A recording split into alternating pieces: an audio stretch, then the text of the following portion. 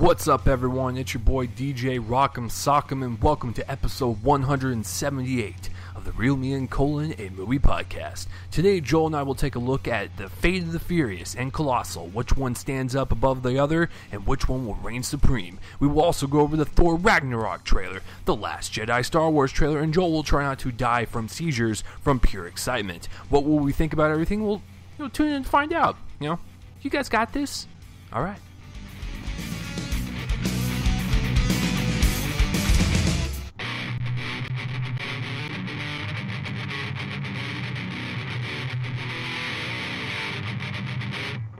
Hello, everyone, and welcome to another episode of Real Me and Colon, a movie podcast where you didn't really ask for it, but hey, I'm going to give it to you anyways. This is a podcast where my co-host and I talk anything, everything, and anything about movies. I'm one of your co-hosts, Chase Lee, and hey guys, listen, if you were searching on the internet for some weirdo like Vin Diesel, Fast and Furious porn, or maybe some bald porn, like baldy porn, porn bald, whatever that category is, and you're not a movie fan and you accidentally came across our podcast, well, hopefully we can convince you to be one. Just like the intro said, this is episode 178. So if you're new to the show, welcome. What we do is we take a look at some of the news that comes out throughout the week, commentate on that, some of the trailers, commentate on that, and review some of the bigger movies, smaller movies that come out every single week. And before we begin, let's say hi to the co-host over there, who's probably dead from watching the Last Jedi trailer at least 500 times. Joel, how are we doing this week? Well, that's an underestimation of the amount of times I've watched it. Oh, 1,000. Excuse me. I'm doing really well. I'm doing really, really well. I'm excited for this episode. Yeah, so. This is going to be a fun one indeed. And before we begin, this episode is the official podcast of the DallasMoviescreens.com website, which Joel and I write for and do videos for and whatnot. So this is the official podcast of that. So if you guys want to go check out Joel's written reviews, which are fucking spectacular, or you want to watch me and my video reviews and flail around like a goddamn Muppet, then you can click on that link in the description below. So let's begin. Joel, we have a lot of news to cover, so I'm going to go ahead and let you start off, sir. What would you like to talk about first? Yeah, okay, so there's been some really interesting casting news this past week. I think I'm going to start with that, just kind of group them all together. There's been a lot, but the three most interesting ones. First off, Jude Law has been cast as Albus Dumbledore, who's going to be around the age of 40, I think, in the next Fantastic Beasts movie, whatever that's going to be called. And I find this really interesting because I think that Law has that sort of Dumbledore-ish kind of somewhat regal, kind of playful sort of mood to him. I think that this is going to be really interesting. Spoiler alert for the last one, for the two of you who didn't see the movie. Johnny Depp plays Grindelwald, and I think that in the story of the series, there's a big fight between Dumbledore and Grindelwald. I think that this series is leading up to that. So it's going to be interesting once we get to that point to see that happen. But for now, I think that he's going to have probably a fairly small role in the next one. There's a lot of connections that have to be made before I think that he plays a really active role in the narrative. But I'm really excited for this casting. I think that again, he's just the perfect fit. He even looks a little bit like a younger Michael Gambon. And I'm excited about that. Another one, this is really interesting.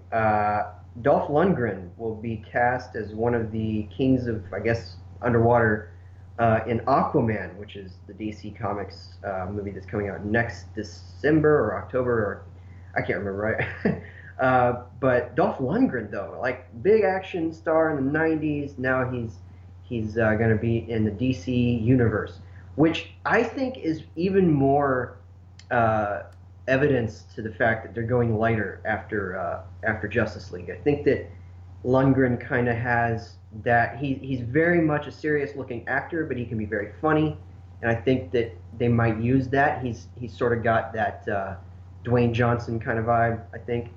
So that'll be very interesting to see him play off of the other actors in that cast, which I think is a pretty good cast already. So I'm very curious to see that. I'm really excited for that movie. I haven't really talked about it much on here, but I'm very excited for Aquaman. I think that Jason Momoa has an interesting energy, just from what we've seen. The very little will be interesting to see. I think that he's the villain in the. I think Dolph Lundgren's the villain in it, or one of them. Um, and then, of course, more superhero casting news. Josh Brolin will be Deadpool's nemesis, Cable, in that film sequel. And that's awesome casting. Josh Brolin in anything is excellent, but he's got that very hardened outer exterior kind of, but really good actor kind of thing. I think that him together with Ryan Reynolds is going to be a lot of fun. You've got Reynolds as the jokey guy, and then Cable's probably going to be more serious at least. Yeah, I'm excited for more Deadpool. I think that that'll be interesting to see. So really interesting casting news this past week. I know, right? It's like this is such an interesting week just for casting in general. I mean, when you have, like what you said, Dolph Lundgren, who is, you know, from the era of like the 90s, and like he's like the Jean-Claude Van Dammes and like, you know, the stupid action films, and when he gets cast in one of these you know, comic book movies, it's quite shocking. But obviously he did something well in the casting you know, room, you know, whatever they were doing for the screen test, and apparently I guess he killed it. Maybe he looks, I don't know, maybe he didn't say a word and he just looks good in a suit. I have no clue. But yeah, no, that's great news. And then Josh Brolin as Cable. I was automatically thinking of when he played Tommy Lee Jones in Men in Black 3, the kind of like that stern type of humor where he just doesn't take shit from anyone. He's very sarcastic type of deal. And when you have that kind of play against the jokey, kind of fast-natured, raunchy Ryan Reynolds as Deadpool, it's going to make for some great-ass comedy. And him playing Cable is going to be absolutely wonderful. So now he's officially in 2 Marvel, you know, separate universes, one of which... Yeah, he's going to be in the Fox universe. Now he's Thanos in the Marvel Cinematic Universe at Disney. So yeah, but this is all around great news. It'll be interesting to see him go from a Disney, you know, PG-13 franchise to an R-rated franchise where he's probably going to drop a lot of F-bombs. It'll be fantastic. And then I think the most interesting piece of casting news is Jude Law as young Dumbledore. The fact that him and Johnny Depp are probably going to be going at it through most of this franchise and have these, you know, interesting back and forth with the dialogue and just the action sequences, it's going to make for a pretty epic type of storyline, and it actually might even be just as powerful, even more powerful of a kind of a relationship than, you know, most relationships in the Harry Potter films. Like it has that potential because these are 2 very good actors, and when you put Jude Law in there next to Johnny Depp, I mean, it seems like only magic, pun intended, is going to happen. And I was telling Joel this the other day, is that Jude Law, regardless of what movies he is in, he's never been terrible. Like, he's always given 110%. Case in point, when I saw that small movie Dom Hemingway, where he basically just played like this very crude, raunchy, ridiculous drunk. Like he stole that movie, and he was the lead. He was the person in the forefront. He drove that film, even if the character's a little bit unlikable. He still committed to it. And so when you think about that, or like the Sherlock Holmes films, or you know, when he does the smaller stuff, or when he does HBO with like the Young Pope, the guy is just everywhere. He's an enigma. He just kind of you know, approaches a project. He's just in it. A lot of people don't, you know, not all people are not like, oh, Jude Law type of deal, except for if you're, you know, a cinephile. Case in point, when anyone talks about the Sherlock Holmes movie, it's always Robert Downey Jr. It's never Jude Law, and that's what's great about him, is that he's not that big to where, you know, he's overshadowing anything. He's like right in the middle, where he's not unknown. He's just there, which is amazing, because then he can really kind of pour his art into his craft and really not have to worry about, you know, him being a big name. But him being in this Fantastic Beasts franchise will really kind of solidify him as a box office star now, because, you know, Fantastic Beasts has got the Harry Potter name on it, and it's going to really kind of boost up his pedigree amongst, you know, normal people that see like 3 movies a year. So it's wonderful news. So yeah, this casting is was fucking bonkers this week for sure, but I enjoyed it quite a bit. Speaking of potential casting, I'm really curious to see who they're going to cast in the Hugh Hefner film. So Brett Ratner, the wonderful director behind X-Men: The Last Stand, Rush Hour 3, and Tower Heist, is going to produce a Hugh Hefner biopic. Now, you're probably thinking from that description, oh my god, why are we letting this guy touch this film? You guys have to keep in mind that his company, Rat Pack, has been producing like all these Oscar movies like the past like 5 years. Case in point, when I was sitting in front of The Revenant, I knew that Leo probably produced it, and it was probably some smaller companies. But once you see that fucking R, and you go, I can't believe Brett Ratner got his fucking hands on this. Like it kind of blows your mind. So he's been producing a lot of great films over the past 5 years, and that is exactly why I'm going to buy this wholeheartedly. I cannot wait to see this. It seems like he's the right producer to do this, because like I said, if you look at his filmography producing wise over the past few years, he's really kind of dipped his hands into these kind of Oscar meaty type of films that have great stories and whatnot. So he's a great producer. I won't. He's kind of like with Michael Bay. They're smart fucking dudes when it comes to producing. Directing, But I think this is great news. And as far as the casting, that's tough. I can't really think of anyone. Joel, first of all, do you like this? And like, who do you think could potentially play the iconic Playboy himself? It's going to be very interesting to see where this goes, who they get. I know that for a while there was a movie in talks with Hugh Jackman or something, which would be interesting casting. But I mean, I don't know. Hefner's really hard to pin down on that front. But I'm interested to see how this goes. It's quite the life. He wasn't just a sexual revolutionary. He was also a political activist. He was very, very politically progressive, liberal guy. He lived quite the life, or he has lived, I should say, quite the life. So it'll be interesting to see where they go with this. I think that Ratner's the kind of the perfect guy. He's done a lot of work with real life stories and gotten behind good movies in that arena. So I think that he's the perfect fit, or his production company, I should say, is the perfect fit. And it'll also be interesting to see who they get to direct it. Really, that could be, I think, anybody who's worked in that arena. Short of like Scorsese. He's obviously not going to do this, but nevertheless, it's a very interesting life that guy's lived, and I'm definitely curious to see where this goes, for sure. About casting, I don't know. We shall see. We shall see. So. Perfect. Yeah, I mean, I have nothing more to add. I'm just, I'm curious. I'm curious to see if we're going to see a Hugh Hefner biopic be nominated for Best Picture. So, Joel, would you like to pick up on the next one? Oh yes, sure. Okay. So we're done with that. So this is interesting. I'm always down for more Edgar Wright. He's doing Grasshopper Jungle, which is based on a book, and I got to look at the author's name. But it's basically sort of a love story with the backdrop of a bunch of giant grasshoppers that are set on destroying the Earth, which is really interesting. A really interesting premise that I love. I love that. It's so much in his wheelhouse, and I'm just excited to see where this goes. Who's cast in it? They're calling it something like, I don't know, Scott Pilgrim meets not Scott Pilgrim. What was it? I don't know. There was some phrase that was used like in an official statement that was one movie that was not like anything like the other movie.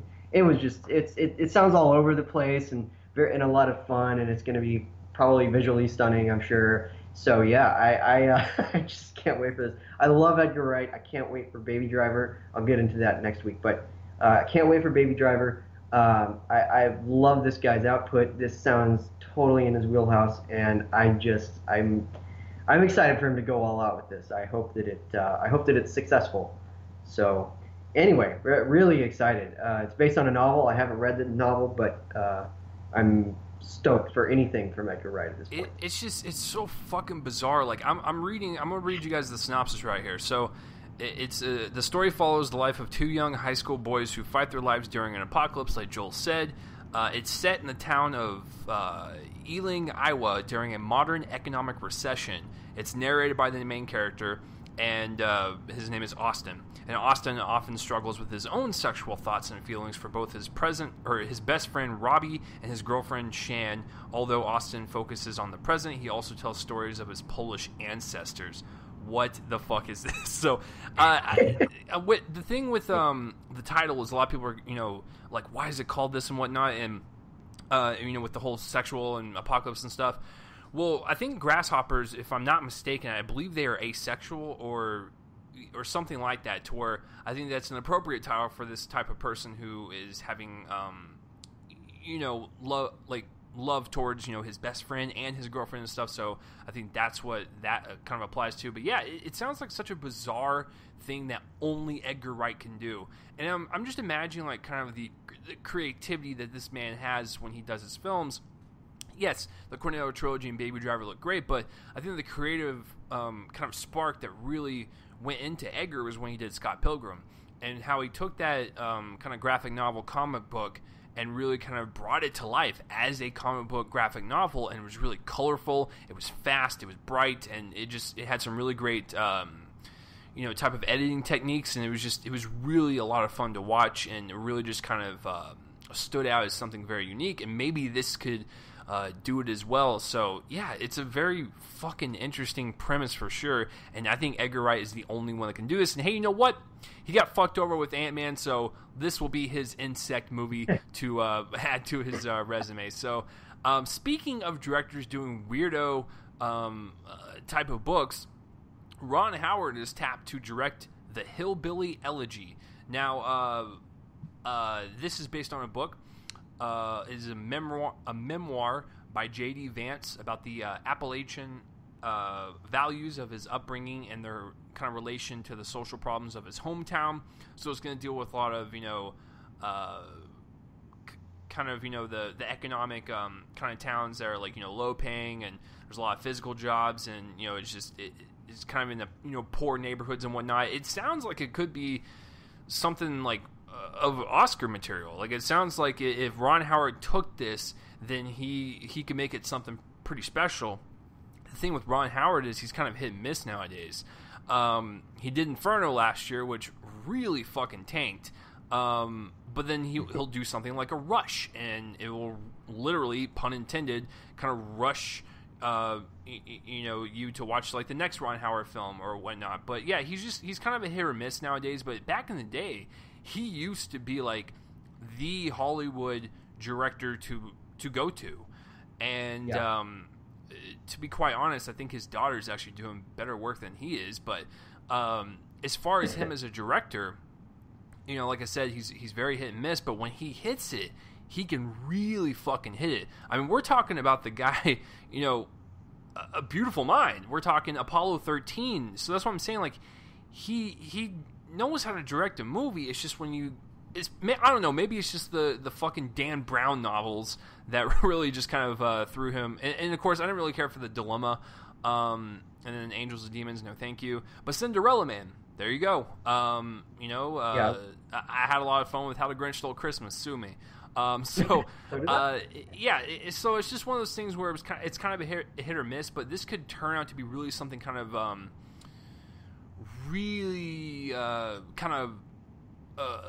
movie that could really kind of speak to the times, if you will. So I think that he is the correct director to do it. It's not like, I'm totally against it, but it is kind of I'm very cautious to see where this goes. So Joel, does this intrigue you at all? It does. I know that the book is, as much as the book can be surrounded by controversy, it's considered apparently very classist, very, very conservative memoir. I don't know why it's a memoir, but nevertheless, it's gotten a bit of controversy. But I'm pretty much down for really anything that Ron Howard gets behind as a director. I really like the guy's output when he's on. Like you said, he's on. I love Apollo 13. I love A Beautiful Mind. I love Cinderella Man. I thought he's had some misses lately, but this could be his next, really good one um, that he makes from not from a franchise like Dan Brown novels or whatever, but something like Frost Nixon even was great. I don't know if you saw that, but that one was great as well. I'm very interested to see how this turns out. I always perk up whenever Ron Howard's involved with something. So I might be one of the few. Apparently, we might be two of the few. I guess. But yeah, I'm very excited. Yeah, it's just it's one of those kind of pieces of news where you're kind of cool with it, but you're also like, that's a fucking weird choice. Case in point, weird fucking choice for the last news story. Joe Manganiello, a very good-looking dude. If I had to swing for the other team, I definitely would think he is one of the best. He is from Magic Mike, and he is also the husband to annoying voice herself, Sofia Vergara. Yeah, so he's the type of dude that like he does the hunk rolls. I'm not gonna fucking lie about it. So when this piece of news drops, you're like, well, that's fucking weird. So he actually co-wrote a Dungeons and Dragons script, and he's trying to shop it around.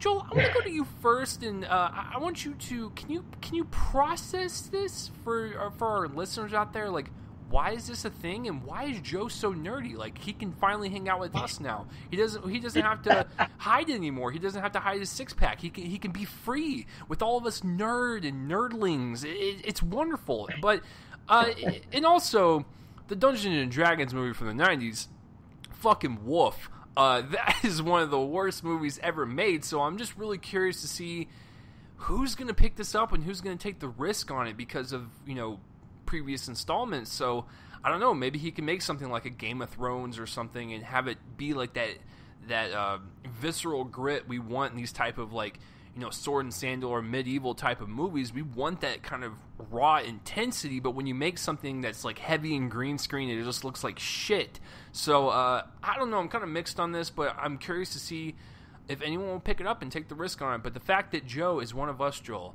it makes me just super happy. So, what do you think about this? And do you think they should make another one of these things?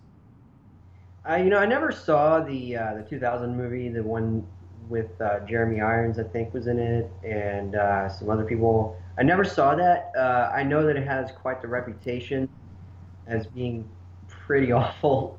This will give me a chance to catch up with it because I'm sure that I'll want to by the time this comes out. It's really interesting. I have to wonder if they're just maybe trying to if this does go through, whether there's going to be a resurgence for Dungeons and Dragons, because I know that it's still popular-ish, but it's not in its heyday anymore. As far as directors go, I don't know. I think that they would get somebody who works in this arena.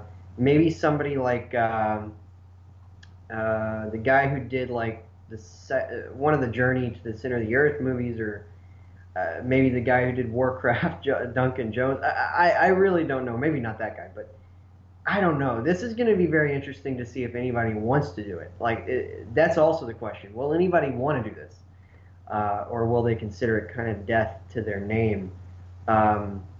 Because of the fact that that first movie is just so unpopular. I don't know. It's really weird. About Manganiello's, or Manganiello, however you say his name, his involvement, it's sort of, I was telling you this privately, it's sort of like Megan Fox when she was like, Teenage Mutant Ninja Turtles is my Star Wars, and then she's April O'Neil in the movies. It's just these kind of outwardly pretty, apparently secretively nerdy kind of people. It's always very surprising. But yeah, it's a lot of fun to find this out about him for sure. But yeah, odd for sure. Yeah, I think it goes back to what you said. Like, I wonder who's going to take the risk on it. If not, I'm sure that Joe has each one of his abs insured for like $100 million. So like, if he could just like do some fraud schemes and like pull out that money and make it himself, I'm sure he would love to do it. So, yeah, I don't know what's going to happen with this, but I think studios would be very scared considering what happened last time. So that will do it, guys, for the news this week. Joel, you can only pick one story, and which one was your favorite? Combined, probably the casting news. It was just so crazy this week. All of it is just really promising, interesting stuff, especially Jude Law as Dumbledore. That's definitely my favorite. I want to agree with you, but I'm just so goddamn curious about that grasshopper jungle, son. I want to see Edgar Wright do something bonkers and like just full on ridiculous, and this is it. So yeah, no, the casting news for sure. But what about you guys? Let us know down below. What are some of your favorite news stories that dropped throughout this week? But guys, fuck the news. Fuck the news, bend it over, and fuck it raw, because that wasn't even the biggest thing that even happened this week. Joel, we have some trailers to talk about. Now, there was a lot, to say the least. Now, I know that you're a fan of the War Stars, and so do you want to bust your nut now, or do you want to kind of like blue balls it through the entire section and then release it at the end? What would you like to do? Because I know you're just so fucking eager to talk about it. Oh, I'll just go ahead and do it now. I'm a huge Star Wars so I will let Joel talk for 3 hours, but I will just say this. You guys know this. I've said it a million times. I'm not the biggest Star Wars fan. I think they're fine. They're enjoyable little films. I did see The Force Awakens 3 times in theaters, so do not say I'm a hater. I think they are fine films. I like watching them. That's all I will say, and I will say this. This trailer is a teaser. It teased well, I guess. It's well shot. I like some of the shots. The color scheme was very, very bright, but also very dark. And Rian Johnson looks like the appropriate director to do this. I am looking forward to it. Joel, take it away. What did you think of the Star Wars Last Jedi trailer, and did you have to be resuscitated afterwards? Well, weirdly enough, and this is sort of a tease, I don't think it was quite the best teaser of the week, but I think it was a really good one. I'm super excited for somebody like Rian Johnson to take the reins on a project like this. I think that Looper proved that somebody would put it this way, that he just needs a big risky project with a big budget and needs to go for it. And I feel like that's what they're doing. And it's just so awesome. I love it so much. I think that that the trailer was really good at hinting at surprises. There are obviously a lot of surprises. I have many theories. I'm not going to go into them, but many theories on what the last line of the trailer is. We don't really get a huge sense of the plot with this. It's very much a teaser. They're still in post-production. And so they probably didn't have a lot to work with, a lot of images, as I understand it. But nevertheless, those last lines are very interesting.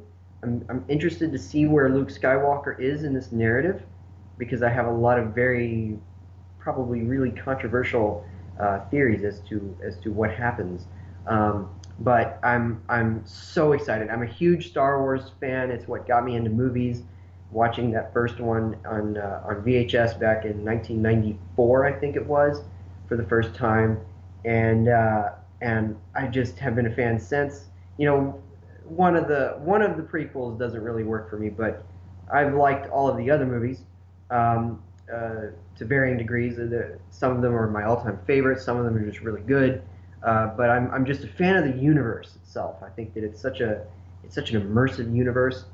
And yeah, so I'm super excited for this. So Joel's first no shit comment of the episode. I'm a Star Wars fan.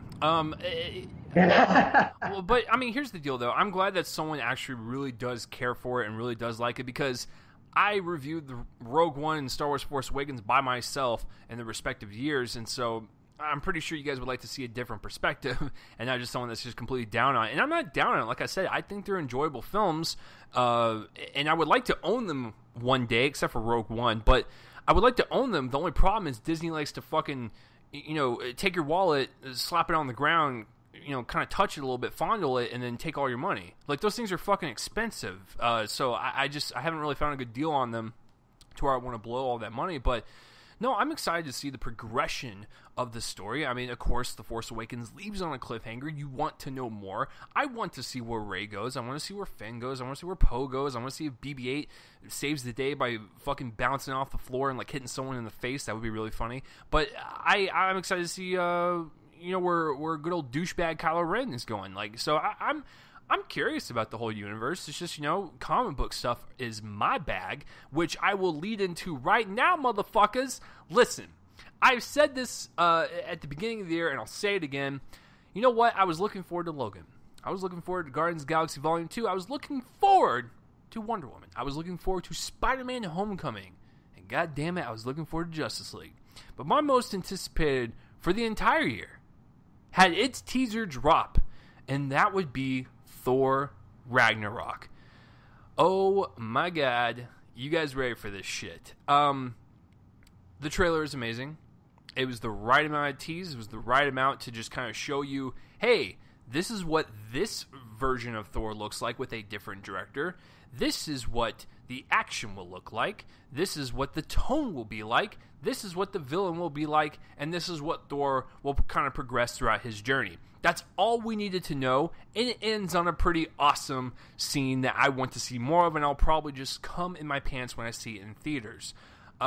Just like with Star Wars, it is a teaser. I think it did it just right to kind of show people, hey, Thor's got another one coming out, and it's going to be different from the others. Ragnarok literally means apocalypse, so shit's going to go down. It's going to be this epic type of film that Thor and Hulk will, be together with and whatnot. I'm curious to see what Loki is doing. I'm curious to see where Odin's at and what he's going to do, because, at the end of Dark World, spoiler alert, but that was 4 fucking years ago, Odin is missing, and Loki is in the throne chair, so I'm just curious to see where they go with this. It's going to be the last one of Thor. It's going to be the last one of his character and his, individual storyline. So I'm just really curious. And I think Cate Blanchett looks amazing as hella. She looks like she'll be threatening, and it looks like she could be the best thing in the universe since Loki. I've never really been a fan of the villains. I'm not going to be some blind fanboy and tell you that everything's perfect. But I do think Loki is the best thing in the universe villain-wise. I do like Ultron for the most part, so I will say that's like a close second, but Hela looks like she could be the next big thing. And Taika Waititi, God bless that man. Coming from a small-ass, independent mockumentary, What We Do in the Shadows, now doing this big-ass blockbuster for Disney. And if you go online, this is, I think, the highest or second highest individual Marvel hero trailer view wise was this teaser. It just blew the socks off of everyone. No one expected it. It's gonna hit in front of Guardians of the Galaxy Volume 2, so all those people that literally just see 3 movies a year, they're going to see it on the big screen, and all of us on the internet have seen it a million times. It looks wonderful. I think it looks it's the best November one for sure. Sorry, Justice League, but I think since Thor's coming out first and it comes out strong, you better be fucking worried, Warner Brothers. So yeah, I think it's a great teaser to probably going to be a great end to the trilogy. So Joel, I know that you teased it. You said this is definitely the better, I guess, blockbuster teaser of the week. So explain yourself. Yeah, I think it's the best trailer in general of the ones that we're going to be talking about. I think it's honestly now one of my favorite teasers of all time. I think it perfectly teases, hints at big surprises, captures the sense of humor that the movie's going to have, depicts all the big visual effects that Waititi's going to be working with. It looks thrilling. It looks beautifully animated. All of it it looks so good. I liked the first Thor. I wasn't a huge fan of the second one. And like you, I haven't been real pleased with a lot of the villains, but I think that Cate Blanchett alone, just in a role, is going to be better than a lot of them.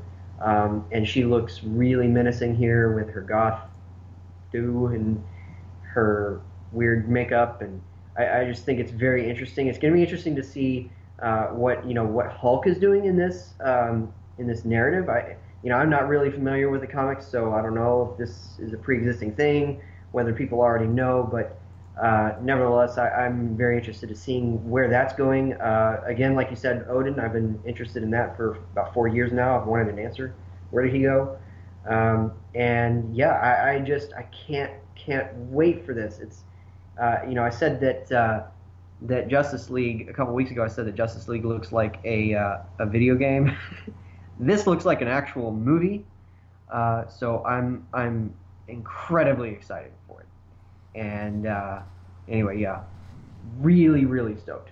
So Yeah, I think it'll definitely be the best one of the month, unless Justice League can equal that. But yeah. All right, so let's move on. All right, next one I think I'm gonna talk about. We might as well finish off the big budget stuff. The Hitman's Bodyguard.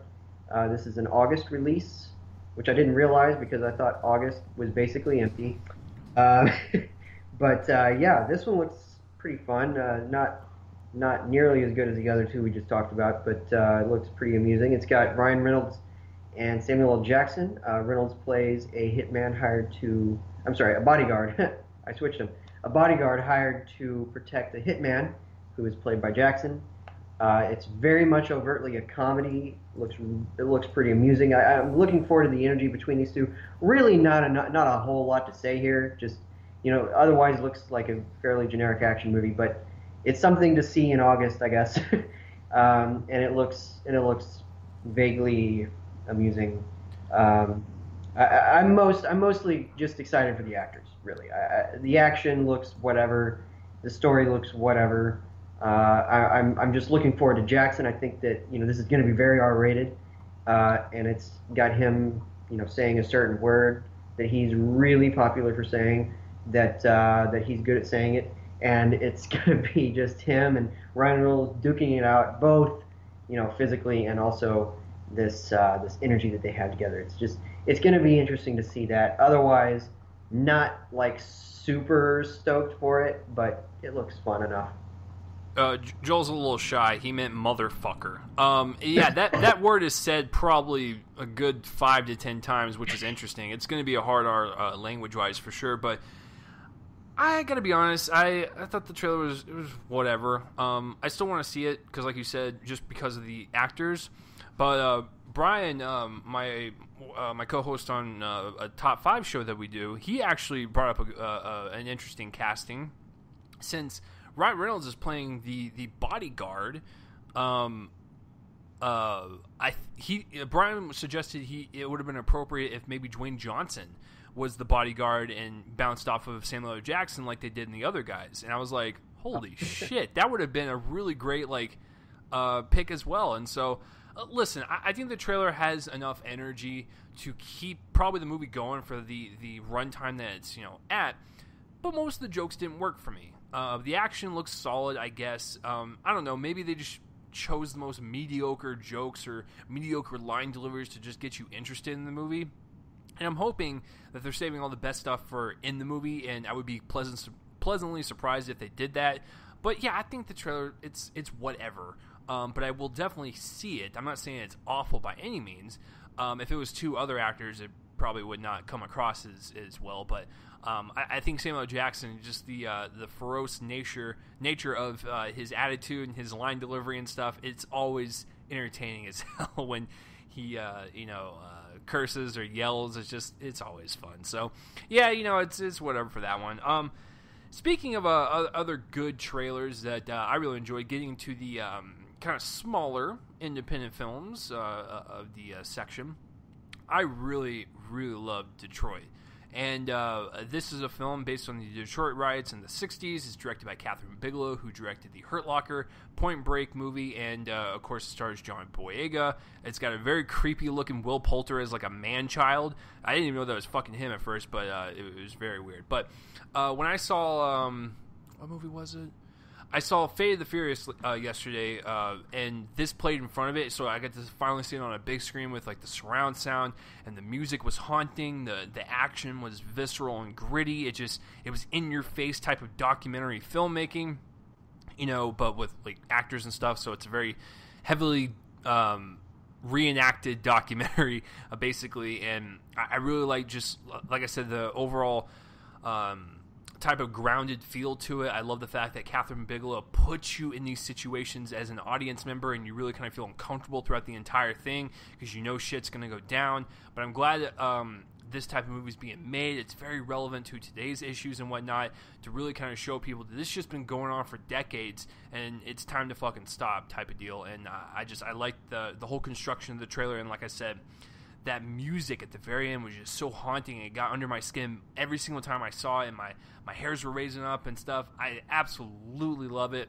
and you can bet your fucking ass if this movie is anywhere close to being good, it's going to be nominated for some Oscars, and it'll be very interesting to see if it's that good, to see John Boyega actually get like a nomination or something and be like, oh shit, like it's like he goes from Attack the Block to Star Wars, and he blows up, and now he does something smaller and gets a nomination. It's kind of exciting and whatnot, but I really love that fucking trailer. And if you watch it online, that's cool, but like try to go see a movie where it's playing in front of a movie in the theater. It's such a great experience just to watch that 2.5 minutes on the big screen. So Joel, I know you love this, so please, I've already gushed all over my computer screen about on it, so now it's your turn. Yeah, no, I think it looks superb. I've loved, I should say, both of Bigelow's previous recent history kind of movies. Well, I don't know if Hurt Locker was history technically, but it was real life set kind of. Yeah. But yeah, I love Hurt Locker. I loved even more. I loved Zero Dark 30, and I think that she's working in sort of that similar arena here, where it's a very heightened situation from real life that she's got Barry Ackroyd doing the cinematography. A lot of people have been complaining about the cinematography in the trailer just because come on. I know, because of how it's quickly edited. You don't get the full scope of Ackroyd's cinematography. It's very quickly edited, so the shaky cam, so-called shaky cam, is kind of jarring. But that always happens with movies shot by Barry Ackroyd. It happened with The Big Short. It happened with Hurt Locker even. That's just what happens with Barry Ackroyd cinematography in trailers. And then it ends up being stunning. So I'm just, don't worry, folks. It's going to look great. And I can't wait. It's August 4th, which is a very interesting release date for this. But I have a feeling it'll be a big Oscar thing. I think that, in terms of summer movies, I think that this and Dunkirk are going to be the two that stick around to the end of the year. Probably. With the big, not technical categories, the ones that are above that line. And I can't wait. I think Boyega looks really good. It's got a pretty deep cast, so John Krasinski's in it. And as you said, Will Poulter looks really menacing. It's got a ton of people down the line. I'm really excited for this movie. So can't wait. Yeah, it's just one of those ones that kind of caught me off guard. I didn't really know anything about it until actually Joel posted on his Facebook. He was like, "Wow, this is really great," and I was like, "Oh shit, which one is this?" And I had no idea that Catherine Bigelow even had a movie coming out this year. So I'm glad I watched it for sure. It's definitely going to be on my radar. So excuse me, there you go. And speaking of movies that are on the radar, All Eyes on Me, good old Tupac Shakur biopic. The famous rapper who infamously died in his mid-20s, which is a shame because he was one of the best. But the actor that's playing Tupac, oh my, where the fuck did they find this guy? Like in a genetically modified lab where they actually produce like Tupac clones? Like he looks just like him, and it looks like he's got his mannerisms down, and I'm just really kind of excited to see who they cast. It's amazing because it's weird though, because there was an even more uncanny actor playing him in Straight Outta Compton, and they didn't get him. This is a different guy. Yeah. But I really wish that they would have gotten the Straight Outta Compton guy, who just appeared in like one scene, but it was amazing because that guy did the rapping, did all the mannerisms, and it was Tupac. It was amazing. It's still uncanny here, though. I don't know this actor's name, but it's still uncanny. So go ahead. Sorry. I totally agree with you because like when you're watching the trailer, you're kind of transfixed. You're like, is this Tupac or is this an actor? Like, but no, the movie looks great. It looks like a great biopic. If you guys are into like hip hop or rap and whatnot, I think these movies are really fun to watch and really cool to watch to see what kind of happened back in the day. As much as I like Straight Outta Compton, I'm very fully well aware that there are some things in their past that they took out, you know, because it kind of does make them look bad. I get that. But as a movie, as a whole, I absolutely loved it. I love just all the, the chemistry between Ice Cube, Dr. Dre, Eazy-E, DJ Yella, and RC Ren. Like I love NWA. So maybe I'm a little biased, and I do like Tupac quite a bit. I love Biggie. I'm really curious to see who they're gonna get to play. Oh fuck. Shit, Joel. Who's the? Oh, Suge Knight. Anyways, yeah, Suge Knight was kind of a bitch. I fucking hate that guy. Every time when you hear about his past or you look into it, he's just a fucking asshole. But anyways, I'm excited to see who they get to play him, because he's kind of like the villain that's kind of like, been in this industry since the 90s, really kind of manipulating people and really taking advantage of people and whatnot, and really kind of just being a fucking moocher. So I'm really kind of curious to see who they get. He had beef with everybody. He had beef straight into the 2000s. I mean, Eminem. Yeah, 50 Cent. It's like I wouldn't be surprised if this fucking guy went into a bread store and had a beef with the baker. It's just like the guy, like he lives and he thrives on this shit. He's like literally a big walking fucking troll with the that nasty like pubic hair beard. Anyways, I fucking hate that guy. But the guy that played him in Straight Outta Compton was very convincing, very menacing, and very disgusting. I was like, motherfucker, I want to punch you, but you're doing a great job. I will be very curious, because that. Believe it or not, even though I hate Suge Knight, he's very important amongst like Tupac, Biggie, Straight or NWA and whatnot. So, he's like that evil thread, the evil worm that goes throughout all these stories. That motherfucker. All Eyes on Me, very good trailer, indeed. And the last trailer, Joel, we decided to go with an HBO movie. Yeah, it's either a movie or it's a series. I can't tell. Movie or series, yeah. Yeah, I think it's a series, because I watched it actually on a Facebook link from the HBO, official page, and it said premieres, and that gives me the idea that it's a series. And it's actually a really good material for series, because it's with The Wizard of Lies, that's what it's called, and it's about Bernie Madoff and that whole scandal.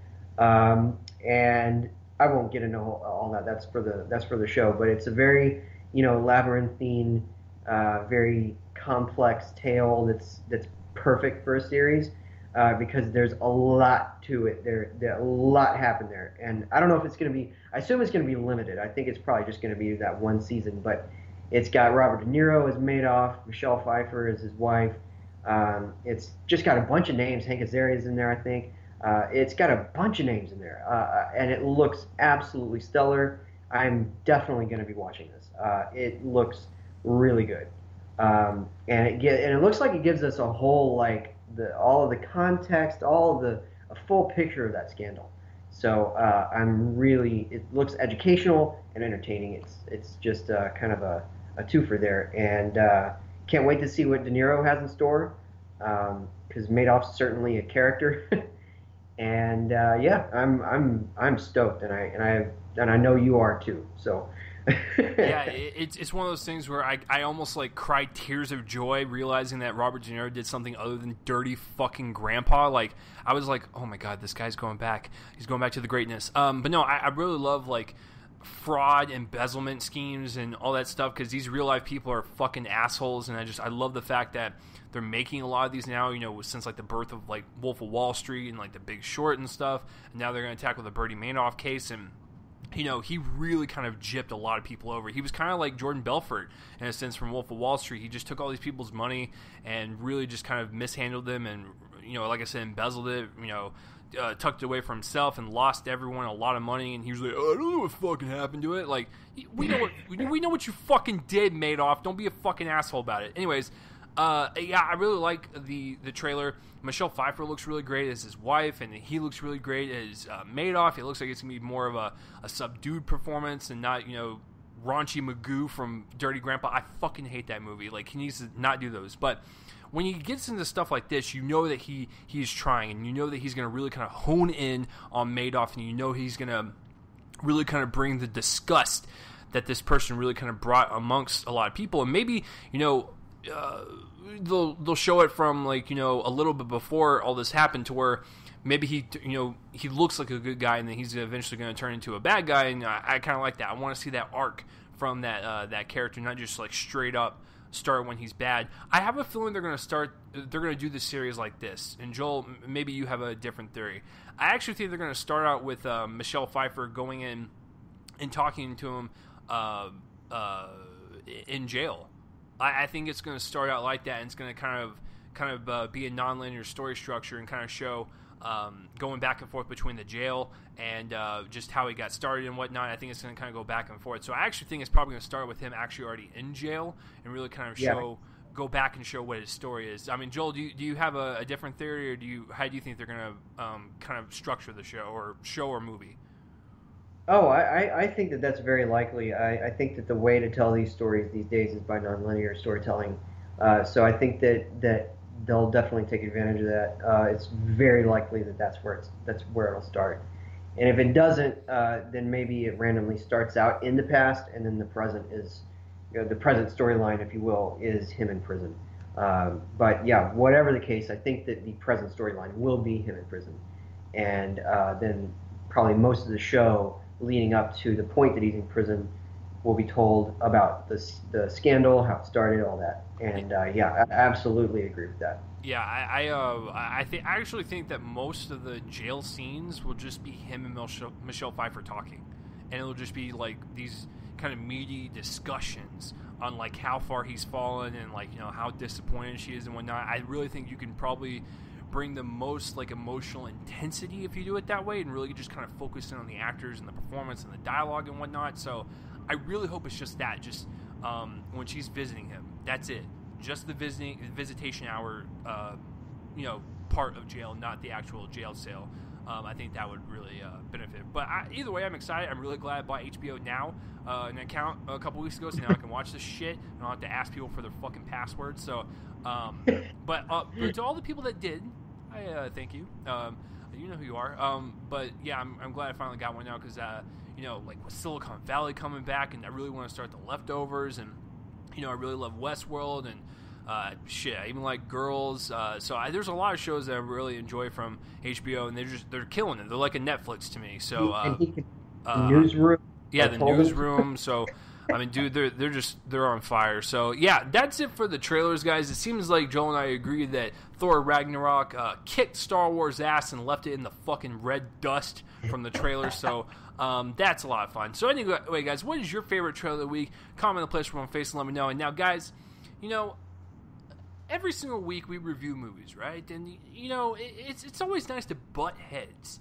And I'm gonna let you guys know that I should have pay-per-viewed this podcast, because we're about to fucking Royal Rumble in this shit, and we're gonna disagree heavily on our first movie that we're about to review. So let's get to the meat of the podcast, which you guys all fucking wait for this entire hour, which I thank you, by the way, for listening, is our reviews of Fate of the Furious, and then I will dive into my review of Colossal, and then Joel will dive into his review of After the Storm, correct?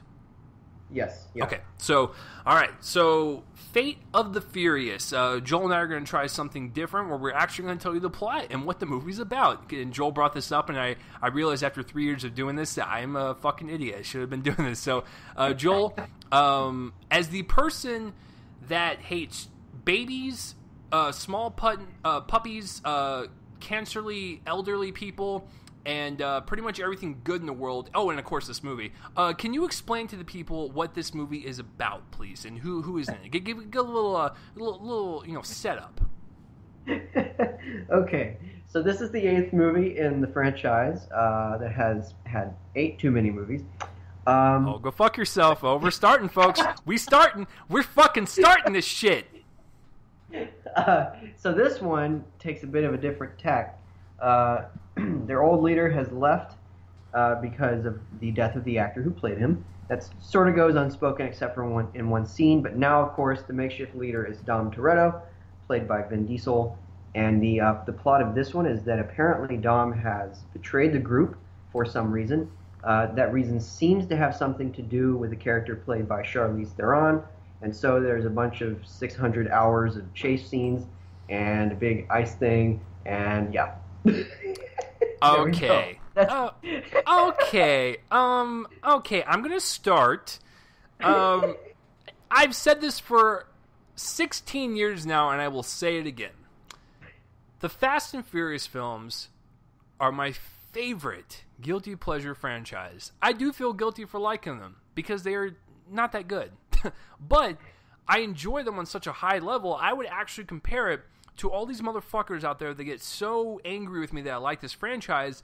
Well, if you can like cheesy-ass Arnold Schwarzenegger movies or cheesy-ass Sylvester Stallone movies, then I can like this shit. It always amazes me that we're like, yeah, man, I like, I like that weirdo Arnold movie I like Junior. I like Junior and Twins, but fuck you for liking Fast and Furious. It's like, no, you stop that. So, listen, I get it. People have different likes for different things, but I have always loved this franchise. I've been a fan of it since the first one came out. I was 11, and I'm 27 now, and I'm still enjoying this shit. I like this installment. I like it quite a bit. Now, I will say I like 5, 6, and 7 more, but I still really enjoy this. And to be quite frank with you, as much as I do enjoy this installment and the franchise as a whole, Vin Diesel and Paul Walker are the heart of the franchise. And you were missing kind of half of a heart. And it just, and the fact that Vin Diesel turned bad through most of this movie is like, there was something kind of hollow about it in terms of, just the actual story and the characters and whatnot. There was something missing. I do believe it was Paul Walker. And, they tried to do it with Scott Eastwood. No, you're not Paul Walker. Just fucking stop it. Go back to Suicide Squad and do nothing. I like the installment quite a bit. I'm not saying it's a perfect movie. I really enjoyed what F. Gary Gray did as the director. He really kind of made it his own. The action sequences and the stunts are more balls to the wall than the last one, which I didn't even think was fucking possible. And it's got some of the best destruction of cars I've seen in any movie. I loved all the big set pieces and stuff. It's ridiculous, sure. The storyline, sure, it's kind of weird, and it's like a weird B James Bond type of movie, or like Jason Bourne. I get that. I had a blast watching it. I don't care how long it is. I don't care, character development, acting and stuff. I want to hear Vin Diesel say family a million times. I love all of that. I love the cheese. It's 100% cheese, and like I said, the only issue I have with it is, Paul Walker's missing, but there's really nothing you can do about that. And of course, they're trying to force a new Paul Walker on us. But yeah, so that's kind of my opening. Joel, once again, can you explain to me why you just love to go to retirement homes and like punch elderly women in the face, and of course hate this movie? Okay, so my history with the franchise is here we go. I liked Furious 7. Yep, that's basically it. I actually didn't see any of these movies until, I saw the fourth one. I think it was the fourth one. I can't really keep track anymore, but I think it was the fourth one. On a whim with some friends when I was going to school in Indiana. I hadn't seen any of the previous ones, and it was literally just on a whim, so I didn't have time to catch up. So 2 years later, when the fifth one came out, that's when I finally watched all of them. And I was just like, okay, so what's the big deal? I like my fun trash, and this is certainly one of those franchises that would be called trashy, whether you like it or not. I mean, it's trashy. But I like to have fun with that fun trash. I just have very rarely had any fun with these movies. I think that Furious 7 kind of understood, and the finale of Fast 5, those things kind of understood that maybe they don't need to, or maybe they need to understand that it's ridiculous. That's the thing for me, is I think that there wasn't really a grasp of the fact that it was ridiculous, because so many of these movies are about the plot of the movies. There wasn't any like disengaging from a bunch of expository dialogue that was repetitive and it bored me. It's just it's basically that I want to have fun with these movies, but they keep not letting me have fun with them. I don't know how to explain it better than that. This one for me was the worst in 10 years. I really, really hated this movie. I'm sorry, but I mean, the vehicular carnage you're talking about, it was so dumb and in a way that was boring. The visual effects were terrible.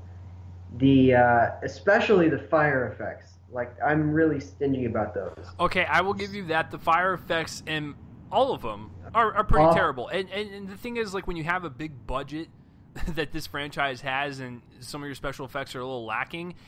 Especially this budget. Yeah, no, it's like, I want you to be that fun trash, but also you can't have B-level effects either. Like, if you're going to spend all this money on destruction and CGI of the cars and stuff and all these like awesome set pieces, you got to fine tune the shit. And so I will give you that I'm not even joking. Like, if you look at all of them, the fire, anytime when there's fire and Vin Diesel standing in front of it, you can obviously tell it's a green screen. You're like, this is really weird. But yeah, so Joel, I have to ask you then, because I'm going to be honest with you guys, I don't have any more to review. This is the 8th film in the franchise. Did you really think I was going to go in depth? I can just list off the shit real fast. Well, no, I was just going to say, like, I love the action set pieces. The story's fine. Charlize Theron was a nice addition. I actually thought she was kind of menacing. Vin Diesel actually had a decent little acting moment. I was like, oh shit, F. Gary Gray got something out of him. I'm curious to see where the franchise goes. I love the jailbreak scene from Jason Statham and Dwayne Johnson. It has some of the best one-liners. I was cracking up every single. That was the scene that I liked. The jailbreak was a lot of fun. I think that it Joel, sort keep of dreaming, bitch.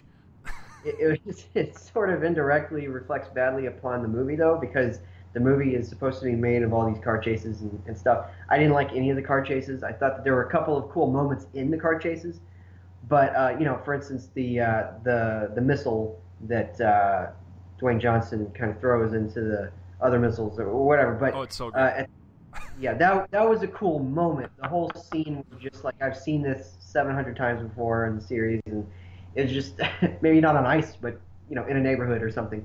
But yeah, the jailbreak was fun. I thought that it was slightly hindered by the editing, which I thought was kind of hard to tell what was going on where in the scene. But nevertheless, it had the energy that I thought was missing from the rest of it. It had that rapport between Dwayne Johnson and Jason Statham. I thought that they were both, pretty fun. I thought that Charlize Theron was okay. She was probably the best actor in this movie. I guess I liked Vin Diesel. I thought he played it a little too serious for me. It was, which I know doesn't make any sense to you, but what I mean is he plays it a little joylessly. It didn't look like he was into this at all. It looked like he was kind of bored, actually. And that was my problem with most of the actors. They all look bored. Even Charlize Theron. Like, I think that she was excited to say lines like, "It's zombie time." Yeah. For instance, the scene that should have worked and didn't at all work at all, like, I was so absolutely annoyed by everything in the scene, was when she sets the cars on their own tracks and then they go around and crash. It was just totally unconvincing, special effects wise. For me, it's just, I'm just bored. I was just bored. I was probably more bored in Ghost in the Shell. I think that that's a more boring movie. There seems to be less going on in that movie than this one. This one's worse for me, though, than Ghost in the Shell. I really, really did not like this. I will say I've not minded most of the movies in this franchise. I haven't liked anything except for Furious 7. I think that the thing that came closest to me liking it without doing so was Fast 5. And it's because of that ending scene. It's because of the big vault chase. I think, even though it completely defies all physics, it was all really fun. I long for the days of stuff like Speed, which was a big blustery action movie with just as much suspense or whatever you want to call it as this series does, but it was actually convincing. The villain made sense. The action had weight and gravity, and it made sense on a scene by scene, build by build basis. Um, that's what I long for. Those kinds of things. If somebody could take that approach to this series, I think I would be happier with it. Furious 7 uh, was not that, even though I liked it. I felt like, well, first of all, it had a really nice tribute to Paul Walker, and I think that in terms of the series, that movie was his best work. Um, Rather unintentionally, I know some of the scenes were taken up by his brothers, but because of the fact that he hadn't finished filming. But nevertheless, I feel like that movie had his best work, and it was really just the best that the series offered. I felt like, again, it understood that it was ridiculous, but it used that to its advantage. It was sort of almost kind of smart about its dumbness, and it had these really neat scenes like the build of the big chase down the cliff that leads to a punching match. It was just really fun. This didn't have that. It was by the numbers. I'm surprised, or maybe I'm not. That basically you said that that he brought his own thing to it, because I felt like this just felt like the rest of the movies. It felt exactly like Furious 6 to me, and just slightly worse than that. But well, yeah, it's just. I think what I was talking about was some of the more like intimate scenes with like Vin Diesel and like some of the people he's talking to. I'm not gonna say who, but like him and Charlize Theron and stuff. I think they're actually well acted scenes for this type of movie. And like I said, like he did bring something out of Vin for that one scene, and I was like, oh shit, that's actually pretty good. So I think with some of the character moments, he actually did pretty well on. And it's not any easy feat to direct these action sequences. Like it's fucking tough to do, and I'm surprised that he did that. I'm surprised James Wan did that, and then Justin Lin for as many of them that he directed, which was 4 of them. It's just crazy tiring to like see them try to direct that. Like it's stressful almost. But when I think the finished product is on there, it is fun to watch. Like I will argue that it is fun, and for me, I like the first 3. I'm like, okay, these are nice little fun racing, street racing movies. But when they got to 4, I think they kind of realized that they needed to take a different turn, because Tokyo Drift was not a box office success.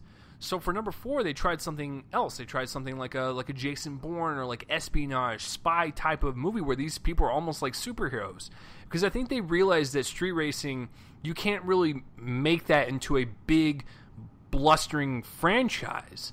So what they did was they brought Vin back, because you got to keep in mind he was not in number 2 or he was in 3 for a scene, but he was gone for 2 of them. So he probably brought Vin back and was like, Vin, how can we revitalize this franchise? And I think they realized that car chases and car crashes and stuff is a big sell for these type of blockbusters. So when you kind of wrap this ridiculous B-nature type of filmmaking around car crashes and car racing, it just, for some weird reason, for me, it clicked. I think they realized what they had, and they exploited it to the best that they could in terms of just making it as fucking ridiculous as possible. And I think they found their footing with number 4, and it just continues to get better and better because they know what they have now. And I think that's what I can give them applause for, is that from the first 3 to number 4, I feel like they really kind of clicked in terms of who the audience was, what they're going there for, and they don't need to have all this drama like the first 3 did and whatnot. But I do appreciate when the drama does show up, because I will disagree with you. I think these actors and actresses do care about this franchise, well, obviously for financial reasons, but I do think that since they've done it for so long, that they're comfortable within their characters. Like, I mean, to be honest with you, like every time when I see like actors or actresses outside this franchise, I can't see them as anything else. So if anything, this franchise has solidified them as these people, which is kind of cool. I'm glad that they have something to go to. And I want to see more of these films. Until they don't make any money, I want to see what they can do. And I've given the same grade I've given all of them, except for Furious 7, because I agree with Joel. That emotional pull and emotional tug at the very end was so tastefully done. And I almost kind of cried, not for Paul Walker, but I cried for Universal, because I was like, wow, they actually did something very fucking proper. And I gave Furious 7 a B+, an extra plus for that kind of emotional hook with Paul Walker and whatnot. I just, like what Joel said, it was a beautiful send-off. But I'm going to give Fate of the Furious a B. It's the same as all of them. I'm never going to go anything higher except for Furious 7 for obvious reasons. But, you know, for the B nature type of film these are, I'm going to give them a B. And I'm comfortable with saying that. It's one of those things where this is the franchise I locked onto. It's the fun action film that I enjoy seeing. I'm not a big action fan. I'm really not. And I enjoy like cheesy Arnold movies, or like cheesy, like we were talking with like Dolph Lundgren or Jean-Claude Van Damme. I love all those cheesy action movies, but I never really, could go beyond more than one. Now I can watch a lot of Arnold movies and a lot of Sly movies, but it's still not my genre I go to. But just for some weird reason, I've stuck with this since I was 11, and I enjoy every single installment. I can't wait for number 9. Sue me. So I'll give it a B. Joel, I guess, because it will pain my heart to hear that wonderful grade come out of your mouth hole. Could you kind of summarize your experience just one more time and, I guess, slap it with a grade? Yeah. So here's the shift that they made after I will say this is not quite my least favorite. My least favorite is Too Fast, Too Furious, just for various reasons. I think it's a really stupid movie that looks absolutely horrible. But nevertheless, I think that after the shift after Tokyo Drift, I think that what they needed to do, instead of inserting their characters into other kinds of genre elements, like making them kind of crime-fighting superheroes, which made no sense to me. What they needed to do is give them genuine stakes, give them something to work toward that was about their characters, rather than inserting them into genre elements. Maybe that makes me sound like a stuffy snob or whatever, but this stuff can work. You can have actual characters. These people could give performances that were convincing. Various actors have worked rather well throughout the series, like in random spots, but a lot of times I feel like they seem a bit complacent. I don't think they seem comfortable. I think that they seem complacent right now, especially Michelle Rodriguez. I think she looks bored in this movie. I think she looks physically and just mentally completely disinterested. And I noticed that throughout. She was like awkwardly smiling. Anyway, nevertheless, I think that what this series needs to do is either start focusing on these characters and stop focusing on this weird crime-fighting stuff that they do, or go all out with it and actually go into space like people have been suggesting the series should do, or something like that, where they just, now we have this villain with this particular motivation. I'm not going to go into it, but the next step is basically like blowing up a planet or something. I think that something like that needs to happen, where you go too far with it, and thus you go the perfect length. Something like that's got to happen. I feel like they need to either kind of calm down maybe a little bit, focus on the characters, give them a proper send-off rather than just throwing a bunch of action scenes at them. This movie for me was just kind of a placeholder. It was just kind of well, here's your next movie, and I was surprised by how lazy it was. I just felt like it was just really lazy, and it's definitely one of my least favorites. I think it's probably my least favorite since Tokyo Drift. And I'm going to be giving The Fast and the Furious, or I'm sorry, of course I call it that. Yeah, watch yourself, Joel. Call it what it is. The Fate of the Furious. a D. And yeah, that's my grade. I'm sorry if I just caused a heart attack and killed you, but yeah. Well, Joel, we will agree to disagree on this one, which is fine with me because obviously I am right. All right, so moving on to the second film, which I will be reviewing by myself, which is Colossal. Now, I saw that right after Fate of the Furious, so it was a great double feature, kind of. So yeah, did I just kind of ruin that for you? So, Colossal, Joel, would you like to give kind of a setup as to what it's about and who's in it? Yeah, so this one stars Anne Hathaway, Jason Sudeikis, and Dan Stevens. I mean, I don't know. I haven't seen it, obviously. I'm seeing it this week at some point. But yeah, so this one is about a big monster attack, a la Godzilla or Cloverfield or whatever. And then, from what I can tell in the trailer, Anne Hathaway discovers that she can control this, or she has control of this monster. Of the movement, and I'm assuming that ties. What I've heard is that ties into her character growth a bit. That's as much as I can do. Honestly, I haven't seen it yet. I think I'm seeing it tomorrow, possibly later in the week. I haven't decided yet, but looks quite good. So, what did you think, Chase? Okay, so I liked the concept quite a bit. Actually, it was very fresh. It was very unique. And I felt like I was watching, this nice original idea, from someone that just had the passion for it and put it on screen, all that stuff, and I applaud all that. But I think my main issue with the film is that Nacho, I forgot his last name, but Nacho is the director and writer.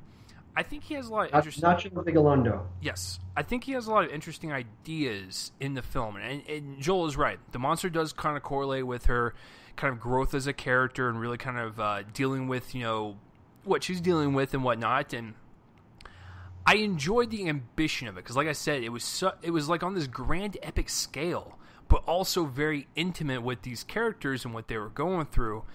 My issue is I felt like the end of the movie was a bit unsatisfying, and it kind of, I don't know, it's just, there's something very strange about this movie in terms of, I can't put my finger on it in terms of how I feel about it, to be honest with you. There's a couple of parts in the movie that felt very out of place and very random, and I get that's, some of these scenes you have to show to kind of show how some of these things happen, but it just felt very odd and out of place, and it was also... very odd to see some characters grow, like Jason Sudeikis and Anne Hathaway. It just, like, they would, have their moments in one scene, and then the very next scene, they'll be completely different. It'll be a 180, and it's like, there was really no progression, and it just felt very sudden. So, there's a lot of transitional issues I have with the film, and how Nacho doesn't really seem to have complete focus on the story. It does seem to kind of wildly go everywhere. And like I said, I just, for some weird reason, the end of the movie just felt unsatisfying. Like, I realized what the character was doing, but at the same time, I kind of wanted a little bit more, I guess, explanation. I don't fucking, it's a very strange experience, but some of the positives, I really enjoy Anne Hathaway and Jason Sudeikis. For me, Anne Hathaway, I don't agree with the quote in the trailer that said Anne Hathaway is hilarious. She has maybe 2 funny moments at best.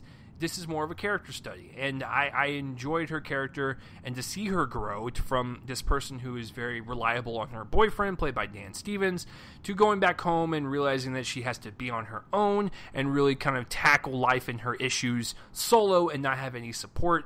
I like that. I like all that shit. That was wonderful. And she does have a couple good moments that were, very heartfelt. There was a couple frightening moments, like it almost turned into a horror film in a couple of parts. And Jason Sudeikis, I will say this because I'm going to give you a fair warning. I'm not going to spoil this movie. I'm not going to spoil anything about it, but I will tell you that the trailers are misleading. Jason Sudeikis has definitely the biggest character switch out of everyone, and like I said, it felt very sudden, even though I understood his character. It just, like I said, it just felt like there was time missing. Like they show him in one scene, and the very next scene, like he's completely different. It's like, it sounds like there was some scenes missing or something. So, but even though the transitional part was a little off, he did a very good job. And I've always liked Sudeikis. ever since he was on SNL. I even like most of his movies. I think he's a very funny dude. He's very talented at improv. He's very quick and he's very witty.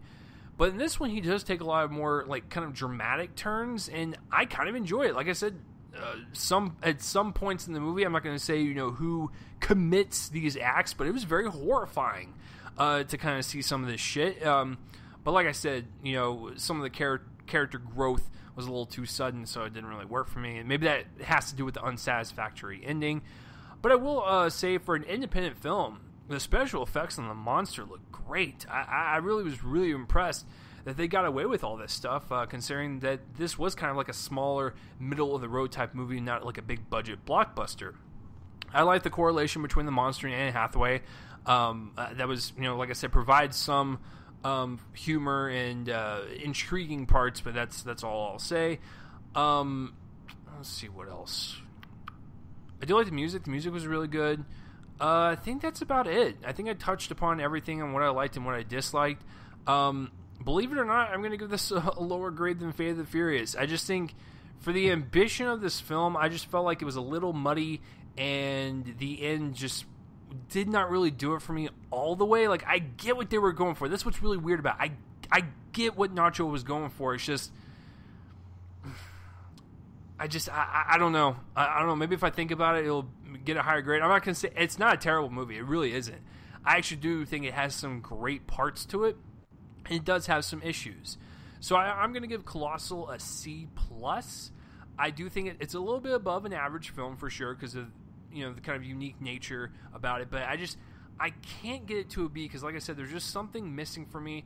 Can't put my finger on it. And I've sat on this for almost 24 hours now, so I don't know what it is, but I try to explain it as best as I could without spoiling anything. So, Joel, does a C+ does it kind of shock you considering the fact this movie's getting like pretty good buzz?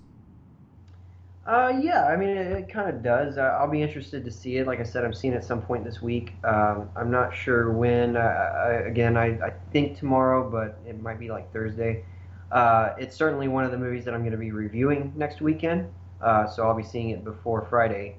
I'm very curious about it, for sure. I like Anne Hathaway. I like the concept. Even if it sounds like this is a bit underwhelming on an execution level, I'm excited to see what the premise is, what all the puzzle pieces that I don't know about yet are. So yeah, I'm excited. Yeah, all right, I want you to watch it. I hope that you get everything, because maybe I'm missing something. Because you're right, like it deals with a lot of character study, which I appreciate. I'm glad that it's taken more of a sci-fi route. It's just the whole character study and growth thing mixed in with the sci-fi. I would just say it doesn't really work for me all the way. So that's where my kind of issue with this. But I'm really curious to see what Joel says about it. But anyways, Joel, it's all on you, buddy. What do you got for After the Storm? Please tell me and tell everyone listening what it's about, because I've never heard of it, and give us your report on it. Yeah, so After the Storm is the latest film from, I think he's Japanese, Japanese director Hirokazu Koreeda, who's a very prolific director in his country. He makes, I think, like one movie a year or something like that. It's crazy, and this is his latest. I've only seen one other movie of his. That was a movie at the Dallas International Film Festival called I Wish, that I wasn't really all that pleased by. I like this one quite a bit more. It is a very understated, very modest family drama about a man who is a former author, not really former author, he's still kind of an author, but he's working on his latest book, and it isn't really going very well. His previous one kind of did well in his community, but it's fairly controversial as well. He's a gambler. He's just not in a good place right now. His ex-wife has moved on with another man and taken their son with her, and but they live in the same community still. So he's kind of forced to be in the same community as his wife and this new guy. It's not really a movie driven by plot. It's not about him trying to accomplish anything except for what it means for his character, and that is, trying to kind of build his life back together, while also very much being in denial about the fact that he's not doing well. Very much in denial about the fact that he is a gambler. He denies it a lot. He doesn't want to end up like his father, who was a very disappointing man. But the fact of the matter is that he's probably a lot like his father, a lot more than he thinks. His mother is has a lot of repressed feelings. She's kind of become a widow in the most classical sense of the term. She's spending a lot of time with fellow widows, pining after their teacher, and she's been taking these like cultural classes and stuff. So it's a very understated, very modest little drama. In fact, I believe it was filmed in like 4 weeks in the middle of Koreeda filming another movie. That's how small this movie is. It's not about cinematography. The cinematography is very basic, just point and shoot kind of thing. But I like this movie. It's all about the characters. It's about the performances. It's very moving when it needs to be, but it's also again very understated. It doesn't push anything. There's barely a score in this movie. It's all about the performances, and the performances are all excellent. There's the main guy is played by an actor named Hiroshi Abe, who really plays this role as kind of desperate to lead a normal life again, uncertain about whether or not he can. And then the real stunner, and she was great in a movie I saw from last year as well, is Kieran Kiki, who plays his mother. And this woman is amazing. I hadn't heard of her before last year when I watched on Netflix a little movie called Sweet Bean, where she played an elderly chef. And here she's just as good as she was in that. She made my Best Actress slate in that last year. And she could very well make my Best Supporting Actress slate in this one. She plays the role with such generosity of spirit and just such a moving performance. And also the actress who plays his ex-wife, I've forgotten her name, but she's really good. The kid's good. It's just a good, warm-hearted movie about characters. It's not big, and it's certainly nothing like the other movies that we've talked about just now. It's very understated, but it's good. And if people are into foreign films like this, little character studies about characters and about their situations and about the performances the actors give as those characters, it's definitely going to be down your alley. And so I definitely, when this comes to Netflix or a rental store near you or whatever, or if there's a theater playing it right now near you, definitely give this one a shot. Yeah, so I was about to ask you that. I'm going to give After the Storm a B. Oh, so. B. Okay. Sorry for interrupting. I was about to ask you that. Was do you know? You have no idea when it's going to hit like streaming or anything? Not really. I would suspect that we'll probably hear. I think iTunes in August, but I haven't heard anything else yet. And that's the pre-order date for the purchase. Obviously, rentals on iTunes have a different date sometimes, so it may be that it comes on for rental on iTunes sooner. But as far as I know, that's really the only one I know so far. Netflix, they just kind of announced theirs like a month beforehand. So at some point it might show up on there. I feel like it will because they have a lot of these kinds of movies. They had Sweet Bean, which was also a very understated drama from Japan, from a director over there, and so I feel like it's probably going to be late summer before this even really starts to show up there. But again, I'm speaking to everybody listening. If this is at a theater near you, it's definitely worth checking out. It's a little long. And that was the problem that I had with the other Koreeda film I saw, I Wish, which was more than 2 hours, and it was a very, very streamlined story, and it seemed to stretch it longer than it should have been.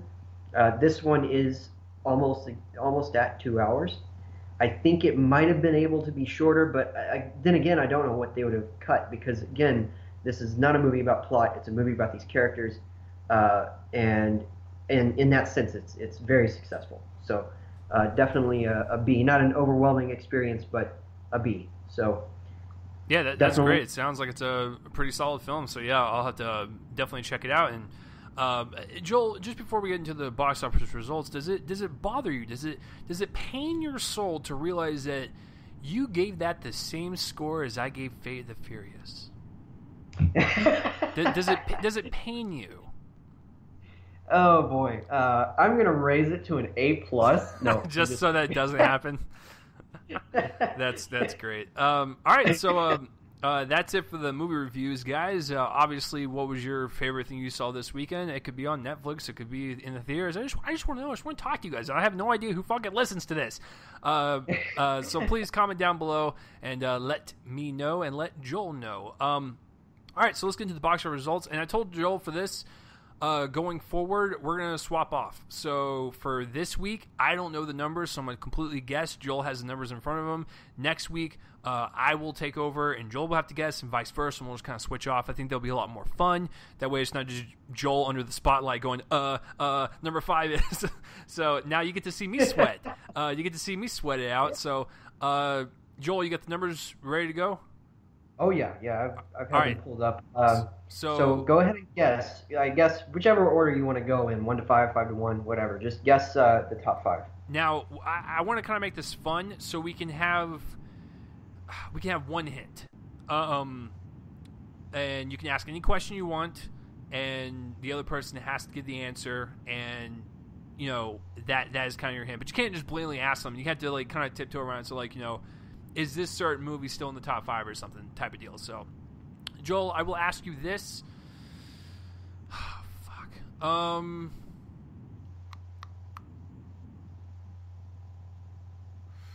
Is Kong Skull Island still in the top 5? No. Fuck. Okay, that does not help. All right, so I'm absolutely screwed. Okay, so number 5, I will say. Because this is where I'm kind of drawing a blank is because I know Fate of the Furious is 1. I think Beauty and the Beast is still I think Boss Baby's maybe number 2. Beauty and the Beast is number 3. So I guess let's go down this way. Number 4.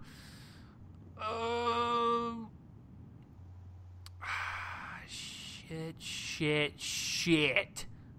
I totally fucking forgot what came out last week. Fuck.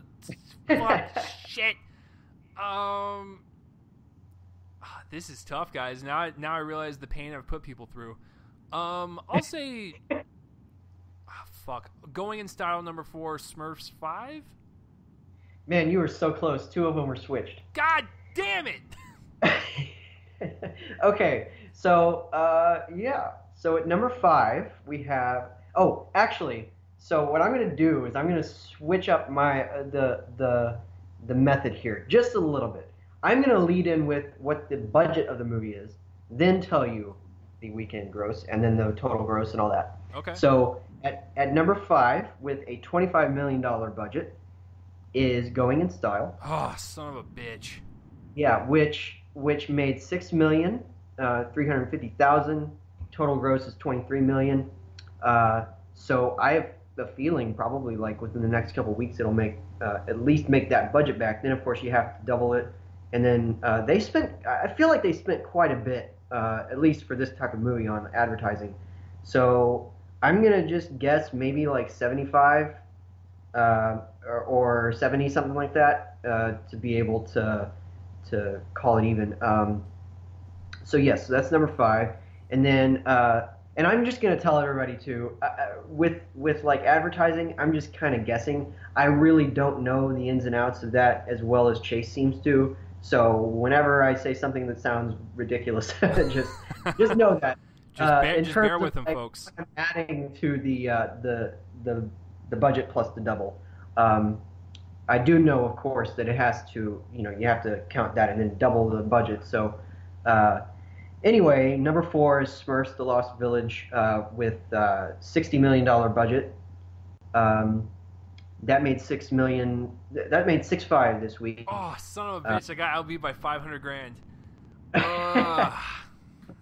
And then for the total gross, it's at $24 million right now. So just to break even, it's got to make $120. So I have no idea. Yeah, what's that's gonna really happen. bad. It's not doing well. Number 3 is indeed Beauty and the Beast. Of course, we've covered this previously, but it has a $160 million budget, and it made $13 million this week for a total of $454 million. Jesus Christ! Yeah, it's made everything back. I mean, it's made its budget back. It's done the double Because thing. it just recently passed $1 billion this week. Yes, and I'm Yeah. actually going to go, I think I'm going to go a little bit into the worldwide because there's some interesting, there's actually some interesting stuff that I'm going to go into on the sidelines, not just in the top 5, because there's some really interesting stuff going on this weekend that I found. So then, of course, number 2 is The Boss Baby. It's weird. Ugh. So I'm about to blow Chase's mind. The budget is unlisted on Box Office Mojo, but I found it somewhere else. And I don't know if Chase, do you know the budget on this movie? No, since the box office doesn't have it listed, I never once researched. Okay. So I was because I didn't want it was just that like little nagging thing. It was the only one on the top 5 that wasn't listed, and I wanted to look and to see if I could find it. And in fact, Wikipedia had it. Of course, Wikipedia is a terrible source, so I went to their source, which is the Wrap. And so the Wrap's pretty good. Uh, I have no idea where this money is. No idea. But the budget on The Boss Baby was $125 million. Oh, that's too much. Yeah. So you have to double that, $250 million. Just for that, then add on the $250 million they spent on advertising. So it made $15 million this week. 15, not 50. $15 million for $116 million, which means that right now it has not made its budget back. Wow. Which is just absolutely fascinating to me. Because it beat out Beauty and the Beast the past 2 weeks. Yeah. Wow. Yeah. So, then of course, yes, number 1 is The Fate of the Furious, which has a $250 million budget. Yeah. Yeah, which, you double that, $500 million. It's made that back worldwide already, because worldwide it's made $532 million. Jesus. But in the States, it's $100 million. So that's one of the highest weekend openings ever. And yeah, so everybody, please go see better movies. Well, that was a low blow, Joel. Thank you. My balls are sore now. Go fuck yourself. Okay, so there's something I got to point out though. I wanna try to do this maybe just a little bit more, even if it's some weeks there's not going to be something very interesting on the outskirts of the list.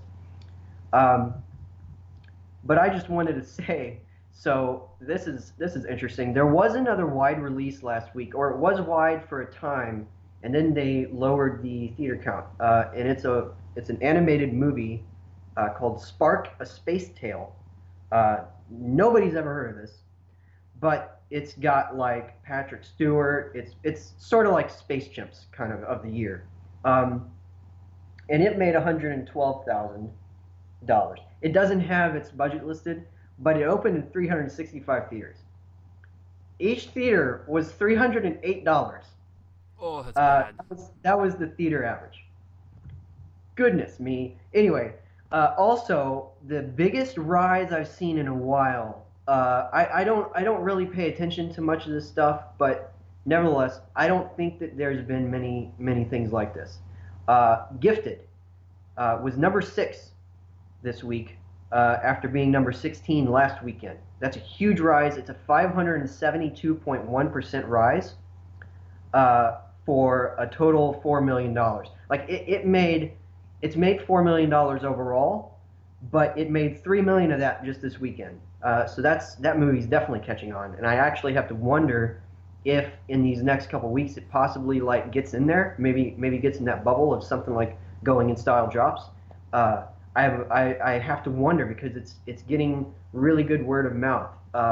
So it was just right outside that thing where I could actually mention it as part of the 5. But that's impressive, raising 10 spots. Especially when The Case for Christ, which is the faith-based movie that opened last weekend, or weekend before last, I should say, whatever,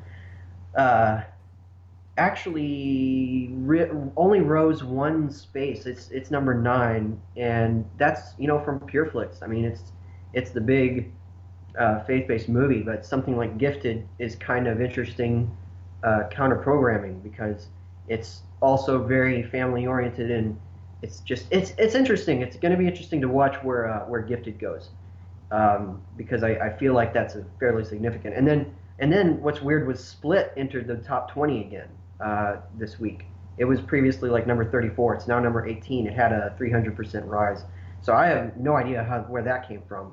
But yeah, it's very interesting. All this, there's been some major rises, major drops, and it's going to be interesting to see, especially where Gifted is going to go.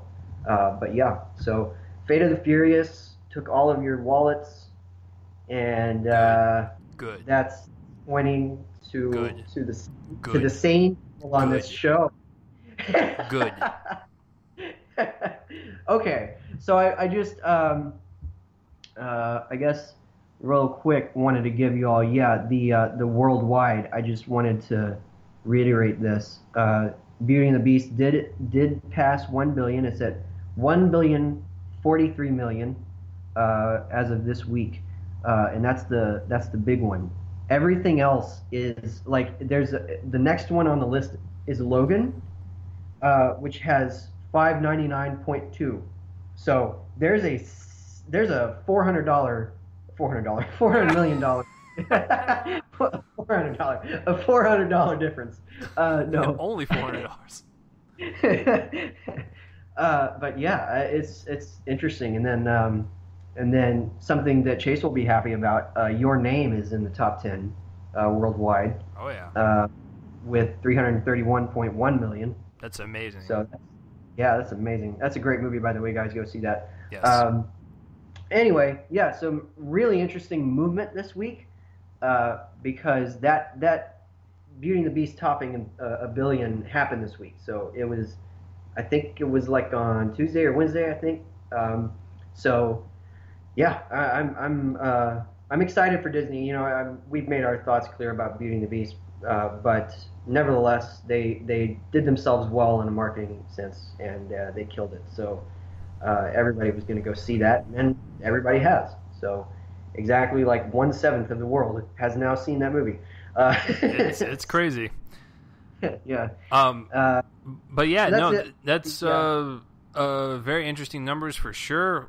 Man, Beauty and the Beast is not that good, and I can't believe it made that much. But hey, what do I fucking know?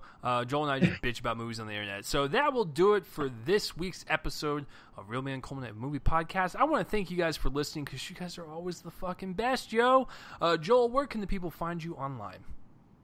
You can find me at DallasMovieScreenings.com. We both, of course, right there now. My own website, JoelOnFilm.com. I don't have a review of After the Storm yet up there yet. That's coming this week. I just hadn't had time this weekend.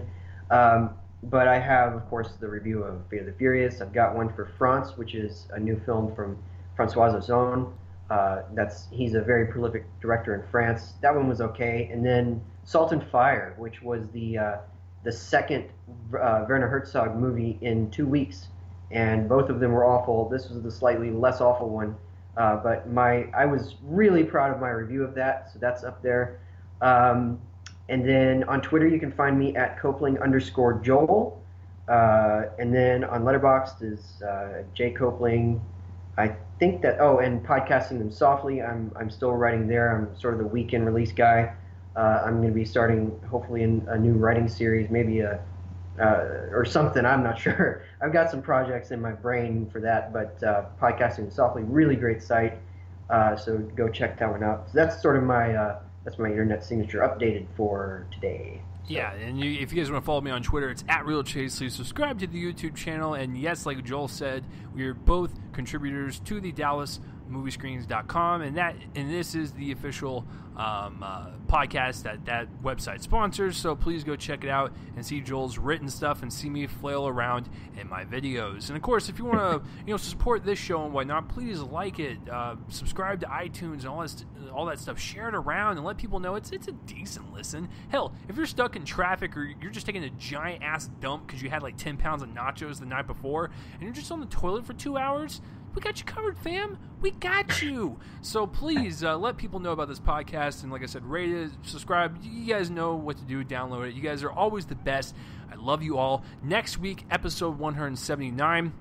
We will have Graham Zima on the podcast, and him, Joel, and myself will go over the summer movie preview, which will be from May to August. It will be a lot of fun to just talk about movies. There will be no news, no trailers. We're just going to jump right into it because it's going to be a lot of shit, guys. So that will be next week, and then the following week will be The Circle and Free Fire, which Joel and I have seen, and we can give you a little tease right now. It's fucking awesome. So that will do it for this week's episode of this show. And hey, listen, if you made it through this entire podcast and you're not a movie fan, well, hopefully Joel and I convinced you to be one. So, and the intro and outro music is done by my friend's band, Fervent Roze. I don't have the outro music laid out, so sorry about that. So it's just going to abruptly end. So I apologize for that. But next week I will get that fixed. But we'll see you guys next week for another crazy-ass episode. Bye-bye.